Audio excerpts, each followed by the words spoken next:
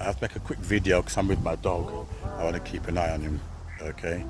But Woody, yeah, I just want to mention that I was talking to a woman on Facebook, and she had a ex quote unquote Jamaican partner, quote.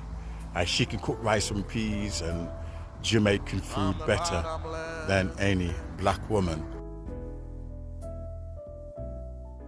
My head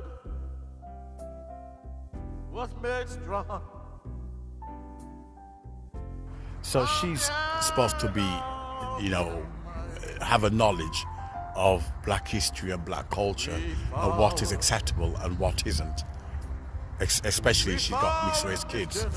But this woman, I was telling her about, I have NIV, obstructive sleep apnea. I have to use a machine for the rest of my life, etc. And I had cancer in 2023 and heart failure last year. To which she asked me, do I smoke weed?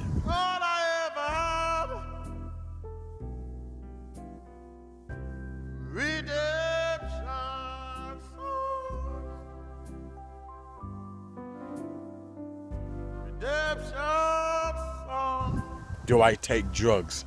In fact, before she asked me that question, she said to me, oh, I'm not being funny. Why would she start with that? I'm not being funny. That's usually the opening that a racist would say to cover up their ass. I'm not racist, but I'm not being funny. And this is a woman who claims she's an expert in diversity, and yet she felt confident that she can ask me whether I took weed, whether I take drugs. And wait for the shock. When I told her I never smoked in my life, she didn't believe me. She then said, oh, do you want to join this group? And I thought that the group was about respiratory, about breathing, etc. for people who have obstructive sleep apnea. So I said, yes, I will join it. Only to find out that it was nothing more than for people who are ex-addicts, drug addicts, heroin addicts, weed addicts. So for people who have who are addiction, but they came off it. And I said to her, well, I've never taken drugs in my life. And she never even replied back to it.